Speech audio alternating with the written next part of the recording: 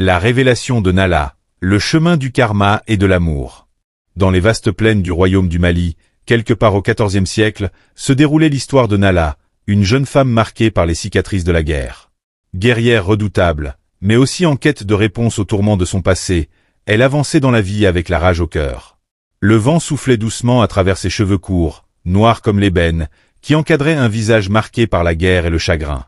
Ses yeux, d'un brun profond, portaient le poids de nombreux conflits et pertes. Elle avait une stature imposante, mesurant près de 6 pieds, avec des épaules larges et des bras musclés, témoignant de son rôle de combattante aguerrie. Le royaume du Mali, autrefois prospère et paisible, avait été ravagé par des guerres internes, des révoltes et des attaques venant des tribus voisines. Le roi Sundiata, célèbre pour avoir unifié ses terres, avait laissé un héritage fragile, maintenant menacé par les ambitions des chefs de guerre. Nala, bien qu'ayant combattu pour protéger son village, portait la culpabilité de ne pas avoir pu sauver sa famille, tuée lors d'une attaque dévastatrice par un clan ennemi. Chaque soir, Nala rêvait de sa famille. Les souvenirs de leur dernière nuit ensemble, les rires autour du feu, les récits de son père sur les grandes victoires passées, la hantaient. Son père, un chef respecté, lui avait toujours enseigné l'importance de l'honneur et de la loyauté. Pourtant, tout cela avait été détruit en une nuit de carnage. Depuis, Nala vivait dans une quête inlassable de vengeance, se demandant si elle trouverait un jour la paix intérieure. Un jour, alors qu'elle explorait une nouvelle région du royaume à la recherche des responsables du massacre de sa famille, Nala s'arrêta dans un petit village à la lisière d'une grande forêt d'acacias. Les maisons, faites de boue séchée et de paille, étaient simples mais solides. Elle entra dans ce village avec l'intention de trouver des informations, mais quelque chose l'attira vers une petite cabane au bord de la rivière. C'est là qu'elle rencontra Bakari, un guérisseur connu pour ses connaissances profondes sur les lois spirituelles et karmiques. Bakari était un homme d'âge mûr, aux traits marqués par le temps mais illuminé d'une sagesse bienveillante. Il portait une tunique simple, faite de lin beige, et ses cheveux longs, gris, étaient noués derrière sa tête. Ses yeux, d'un vert rare, semblaient percer les âmes avec douceur et compréhension. Nala fut d'abord méfiante, mais Bakari l'accueillit avec une hospitalité désarmante. Ils parlèrent longuement ce soir-là, autour d'un feu crépitant. Bakari semblait comprendre la douleur de Nala sans qu'elle ait à prononcer un seul mot. Il lui parla des cycles du karma, des actions passées qui reviennent toujours, d'une manière ou d'une autre, dans la vie de chaque être.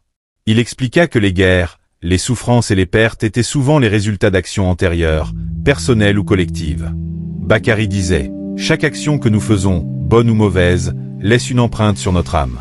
Cette empreinte finit par se manifester dans nos vies futures, ou même dans cette vie, sous différentes formes. Les pertes que tu as subies, Nala, ne sont pas seulement le fruit du hasard. Le karma est une force invisible, mais toujours présente. » Nala resta silencieuse, ses poings serrés. Elle ne voulait pas croire que le massacre de sa famille pouvait être justifié par une quelconque loi spirituelle. « Es-tu en train de dire que ma famille a mérité ce sort? Que mes parents ont payé pour des fautes passées ?» rétorqua-t-elle, pleine de colère. Bakari secoua doucement la tête. « Je ne dis pas cela. Le karma n'est pas une punition, mais un enseignement. Ce n'est pas ta famille qui a été punie, mais les conséquences des actions des autres se sont abattues sur eux. Cependant, la manière dont tu réagis à ces événements crée ton propre karma. » C'était la première fois que Nala réfléchissait à la possibilité que ses actions futures pourraient influencer non seulement son propre destin, mais aussi celui des autres. Les jours qui suivirent, Nala resta auprès de Bakari, fascinée par ses enseignements. Bien qu'elle n'abandonne pas complètement son désir de vengeance, elle commença à comprendre que le cycle de la violence ne pouvait être rompu que par des actions empreintes de sagesse et de compassion. Si tu te lances dans une quête de vengeance, Nala, tu perpétues le cercle du karma. Le mal engendre le mal. Mais si tu choisis un chemin de rédemption, tu peux non seulement guérir ton cœur, mais aussi élever ceux qui t'entourent, lui expliqua Bakari un soir, autour du feu. Nala était déchirée entre son désir de justice pour sa famille et cette nouvelle voie qui lui était présentée. Mais une nuit, elle fit un rêve qui allait changer sa perspective. Elle se voyait marcher à travers un désert infini, seule avec le vent. Au loin, elle apercevait une oasis, mais chaque fois qu'elle s'en approchait, elle disparaissait. Elle se réveilla en sueur, et Bakari, comme s'il avait deviné, lui dit « Ton cœur est une oasis, Nala. Si tu cours sans cesse vers la vengeance, elle disparaîtra toujours devant toi. » Ces mots résonnèrent profondément en elle. Elle réalisa qu'elle était prise au piège dans un cycle de souffrance auto-imposée, incapable de guérir tant qu'elle ne libérerait pas la haine qu'elle portait en elle. Un jour, Bakari décida de tester la force spirituelle de Nala. Il lui demanda de l'accompagner dans un pèlerinage vers un ancien temple niché dans les montagnes. Ce temple était un lieu sacré, où les anciens guérisseurs venaient méditer et chercher des réponses. Le chemin était ardu, et il fallait plusieurs jours pour y arriver. En chemin, Nala se rendit compte qu'elle était suivie. Une petite troupe de guerriers, appartenant à l'un des clans responsables de l'attaque de son village, campait non loin. La rage en elle se réveilla, et sans en informer Bakari, elle quitta discrètement le camp la nuit pour aller à leur rencontre. Lorsqu'elle arriva au camp ennemi, elle surprit une conversation entre les hommes.